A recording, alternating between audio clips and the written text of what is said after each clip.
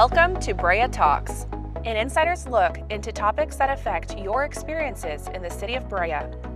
Whether you live, work, or play here, we are bringing you the information you need to better understand your city. So now we invite you to listen in as Brea Talks.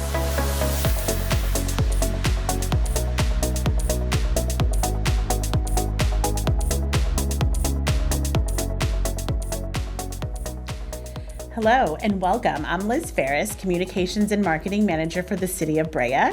And today, Brea Talks, Building the City's Budget.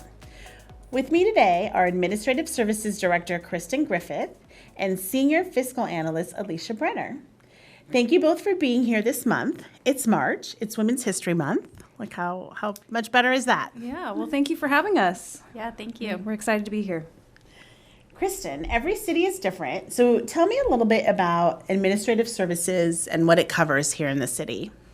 Absolutely. So at the City of Brea, I actually oversee the IT department, human resources, accounting, and utility billing. So every city is a little bit different. Sometimes it's just a director of finance. Some cities have admin services as IT and finance. So this is all-encompassing here, kind of covers a big group of people and activities here at the city.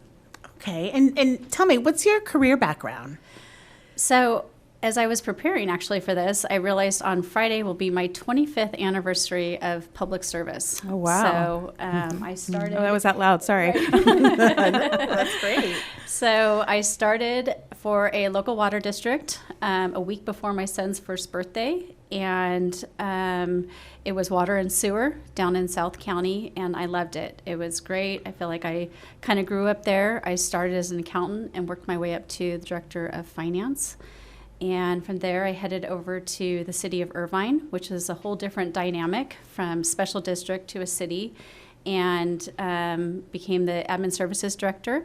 So kind of same setup as Brea. I oversaw HR, IT, and finance and purchasing. And I've been here at the City of Brea for about 9 months. Yes, so happy to be here. Well, we're excited to have you. Thank you. And Alicia, tell us about being a senior fiscal analyst. What are your main responsibilities? So as far as responsibilities go, I help the organization calculate various different things, whether it be related to budget or financial decisions. So that's really exciting. That's something I enjoy. And to build off what Kristin says, I've been in government for 23 years. So I knew young that I wanted to be a public servant. And so I worked for regional organizations like Caltrans, SANDAG, San Diego Association of Governments, San Marcos, and then I've been with Brea almost 12 years. So finance and numbers are in my blood, so well, that's perfect. You're in the right place. Yes. Okay, so let's talk about what goes into building the city's budget. We just presented City Council the mid-year budget review. So explain how the process works. So it really is something that's ongoing, even though you have a start and a stop of a fiscal year. Our fiscal year here starts on July 1st. So right now we're right in the middle of the process. The first thought process that comes from our budget team is really what is our city council's goals and priorities. What does our community need? What are they looking for? And then from there, we start to build the budget. One of the things that's really important to our council is having quality services for our community. But with that, we also need quality staff. So important right now because we're seeing kind of a change in our, world as far as people exiting the workforce. We're definitely working on retention, attraction, investment in our employees, and also our community. We just wrapped up negotiations with our police department.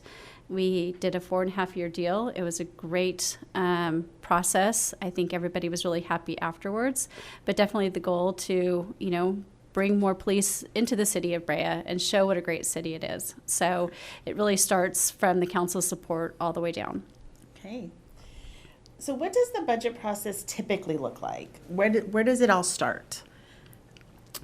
So As I mentioned, we always keep in mind really what, the goals are of the council. But as Alicia probably can go into more detail, we kick it off with all the stakeholders of the city, right? So we talk with our community development department, what are they seeing? What are they seeing out there? Are they seeing more permits? Are they seeing building? We're talking to our local businesses, what are they seeing? What do they see happening in the next few years? And then we kick it off with our departments. So we have budget coordinators that we really are the experts in their field and their department, so that they can kind of bring that to the table. We have what we call as a spot process, where if there's new technology or IT things that people want to bring into their departments, we kind of walk through that with the IT team, so that they can kind of dive into it and get into the weeds and get more information to see what's best for the city and how we can support that. And then we continually update our council and our residents of what's happening, where we're at, and what's the status, to the point that we just had our mid-year budget update with the council. And then in May, we actually do a budget workshop, which is held in council chambers, and that's there for everybody to be able to ask questions. And we really work with the council to make sure that they understand that we are hearing them. And is there anything else that they would like us to add? Is there any other priorities that have come up that they want to make sure that we address? And then the goal is always to have our final adoption in June. Woo-hoo. Okay, so we start January and then June, so it's a good 6-month process. Right, it's a 6-month process, but then, quarterly we're working with each of the departments to take a look at their budget to make sure that they're on track, or if anything has changed that we need to address. Okay. So you mentioned it's a citywide effort. Tell me about all the different roles that each department plays in it. Well, it's really great because everyone, especially with budgeting, everyone has a vested interest, and it's an all hands on deck kind of situation. So, Kristin mentioned the budget coordinators, and usually they're the keeper of that department, and it provides a line of communication for us to reach out to them. And departments, they do their best and review what submittals and requests that come through their department. They vet it and they provide it over to us, the finance team, to review. So there's always an opportunity to review, check, and then also Kristin mentioned, the SPOT. So strategic planning on technology. That's that opportunity for new technology to enter the workforce and be evaluated in that way. And then lastly, our executive team, once, all the details get ironed out and those decisions kind of surface, because each budget's a little bit different, the executive team meets and gets guidance and decisions on those items before we take it to council at that May workshop. And public is always involved, always has an opportunity. They're really the keepers of identifying priorities with the council. So we always try to have those opportunities for them to get involved. That's right, and we try to promote the dates in advance of when those public hearings are going to be, so they have a chance to be in the council chambers and provide feedback and hear it as well. So what does the budget process, does it change each fiscal year? Is it the same? How does that work? It's interesting because the framework is always the same. It's a well-oiled machine. However, you can't control the decisions because just to give an example, since I started here, 12 years ago, it was right after the Great Recession. So obviously, many cities, the property tax had a big hit. And, property tax takes a while to recover. So going through that process, we did our reorganization of different departments, trying to find those budget savings so that we can continue to provide the level of service to our community. So those are things that, decisions change, the budget changes. Other important notes, back in 2012, we ended a 42-year contract with Yorba Linda for police services. And, the Yorba Linda and Brea were, for 42 years. So it was a big change for us. And, it was about 40 positions that transitioned. So that was a big change for us. You had to change our police department, right? For serving 2 cities to 1. Right, while maintaining the level of service to the community. And right now, as Kristin mentioned, with the pandemic, we call it the Great Resignation, right? Everyone's feeling that pinch of finding quality people, retaining those quality people. So that's something that we see in this current budget cycle. Okay, so while the process stays the same, depending on the economic outlook, what's happening out there, Right. that could change things up and, Yeah. and make things go a little differently. Yes. How Well, I has, think oh, too- go ahead. No, go ahead. To add to that, right, so we also had fire that is now completely Yes. in-house. So as much as you went through the process with the police, we're now going through that process with the fire department. That's right, because it had a shared command with Fullerton, and now it's 100% Brea, so that also, some the reorganization budget. happening. Finding Yeah. that new norm, right? Yes, definitely. So again, you kind of touched on it a little bit, but what has this year's budget? What's been unique? What's been different, and for this particular budget we're working on? So we are looking at doing a 2-year budget. This is something we did back in 2006, 2008, but since then we've just been doing an annual budget. So it's a new concept to a lot of the staff because you're trying to look at 2 years, but really a 5-year plan. So when you're going to set up a contract, you're not just looking at your increases and trying to fix 1 year, you're looking at 5 years.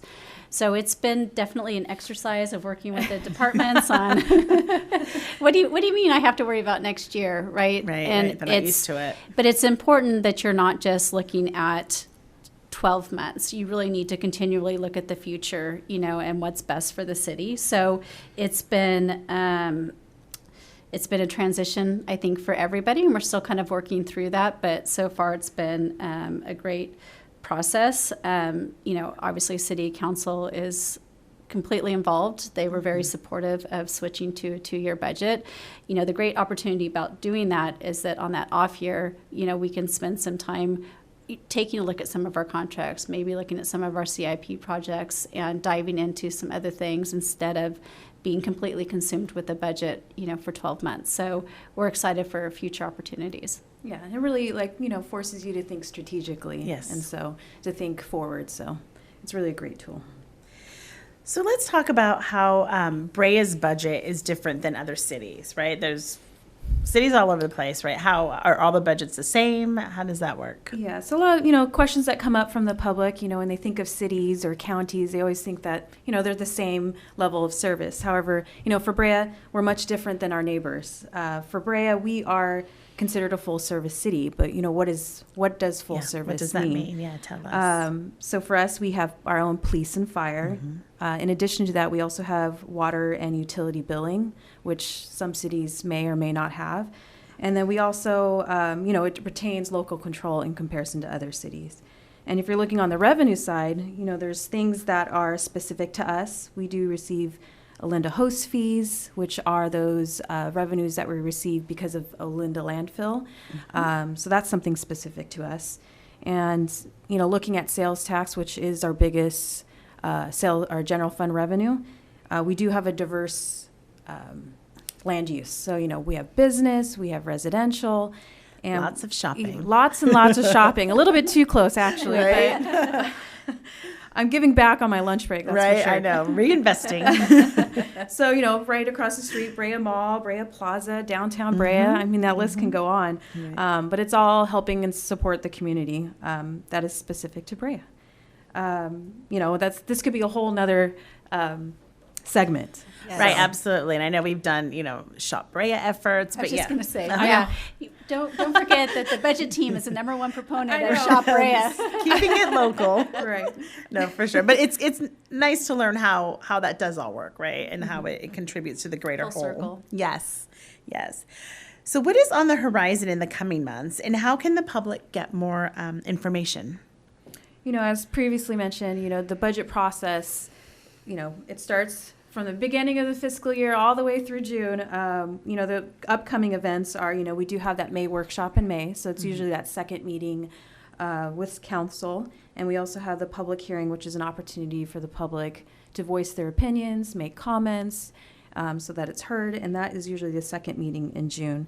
And there's always an opportunity to go on our websites, to provide information or just to get more information. There's also a cool transparency tool that allows you to dive in deep if you're a numbers person like me that want to see all those accounts.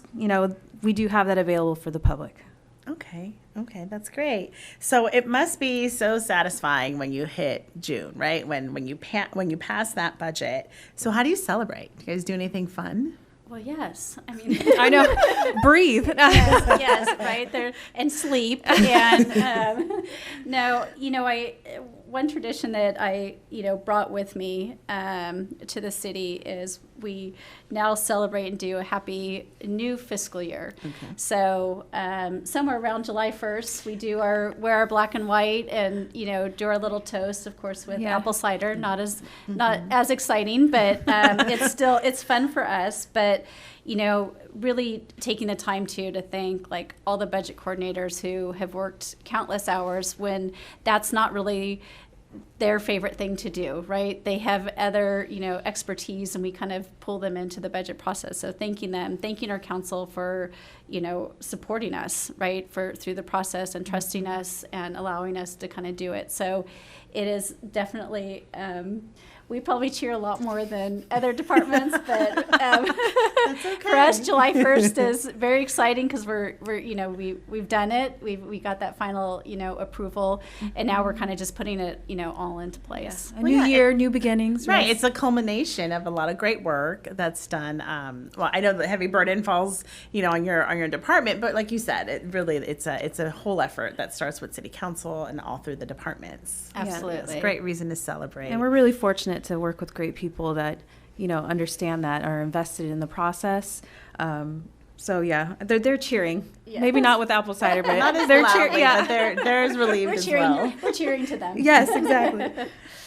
Gosh, well, thank you both so much for being here today. I think it really helps shine a little more light on something that is immensely important, but doesn't always get the attention it should. So yeah, I really appreciate it. I know our listeners are going to be really interested in this information. So that's it for this episode of Brea Talks. This episode and all episodes of Brea Talks are available wherever you get your podcasts, as well as on Brea TV and our YouTube channel, youtube.com/City of Brea. And for those of you who are curious, we referenced the analytics of this podcast last episode and promised you numbers. So as of this recording date, we are up to 107 listens across all our platforms. And even our season 1 episodes that were a few years ago. And it's going to go up. Right? Budget. Everyone wants to hear. But what's neat is we're seeing that our season 1 episodes that are still available, that people are listening to those, right? That's so great. Maybe they've discovered us now, but hear. they're going back and listening to the great information there. So yeah, it's so much fun to do these. We're so glad to bring them back to the community. Thank you to our listeners for continuing to join us. And don't forget to follow, like, subscribe, rate, and review. And we'll see you next time. Thanks for listening in as Brea Talks.